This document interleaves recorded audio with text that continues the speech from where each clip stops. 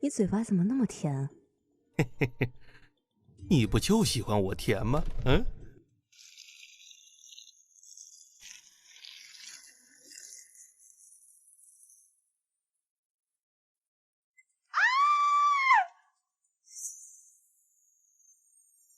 我叫阿特，是一名刑警。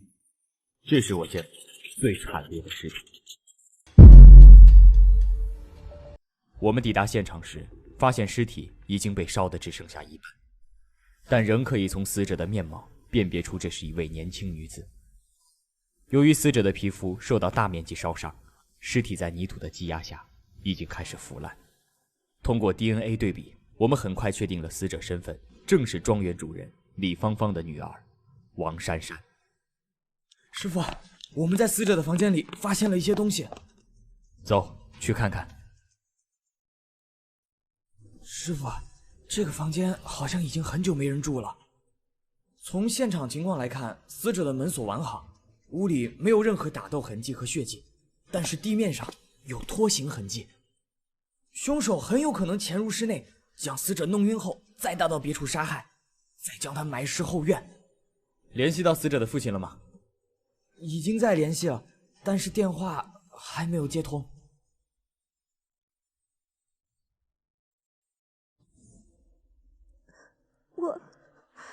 我真的没有想到会这样。我原本以为女儿只是去了同学家，都怪我没有保护好自己的女儿。那你知道你女儿案发前去了哪里吗？我真的什么都不知道。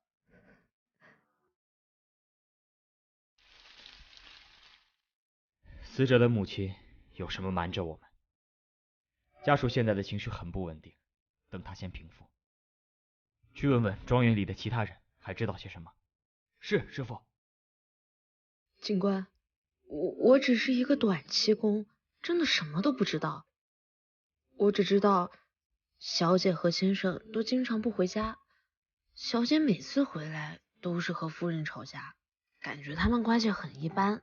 究竟是什么样的父母，女儿消失1周都没有察觉？阿特，死者的父亲王阳联系到了。好的，我知道了。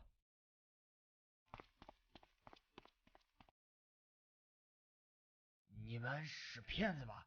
我女儿怎么可能会死啊？尸检需要您和您爱人签字，辛苦您跟我去一趟警局吧。1周前是我的生日，珊珊原本每年都会来给我过生日，可是这一次她没有来。我想可能是我把她管得太严了。我生日前几天知道她在谈恋爱，可我觉得大学生还是应该以学业为主，就跟她大吵了一架。女儿听了之后很生气，觉得我在干涉她的生活。就是那天之后，我再也没有见过她了。警官，他在撒谎。他生日前几天，珊珊还拉着我去给他买生日礼物呢。多少钱？10万。我没有撒谎，我们吵架后真的就没有再联系了。您女儿经常会给您的爱人送这么贵重的钻戒吗？其实我和她结婚已经20年了。前2年她嫌我太专注工作，忽略了她，就跟我分居了。分居之后，玫瑰庄园给她住，我不怎么来。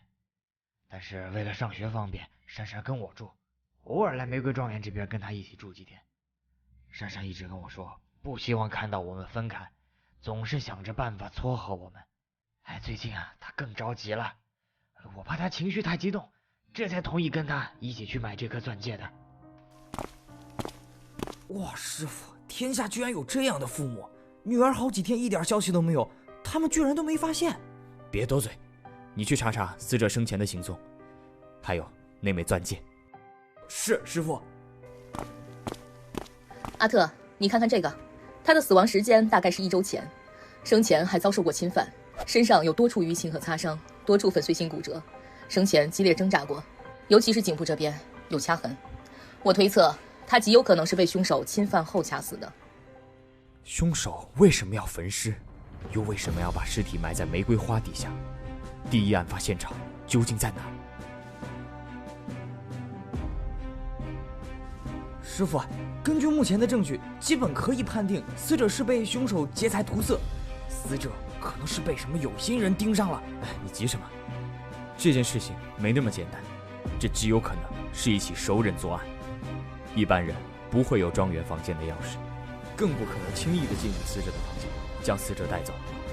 啊，熟人？那会是谁啊？他也不能摆脱嫌疑。阿特，阿纯不见了。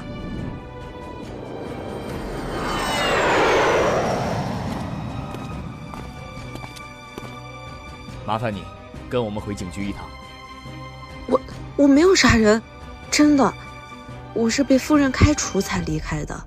当初我面试的也是庄园里的短工，但是因为我会打理玫瑰花，干的时间自然就长了一些。但是庄园里的人每隔几个月都会定期更换的，不信的话，您可以去问夫人，我真的没有说谎。你还知道些什么？都可以说出来。阿特警官，其实我有一次不小心看到先生在威胁夫人。你他妈别想甩了我！你要敢甩掉我，我就杀了你女儿。你说的先生是他吗？不是他。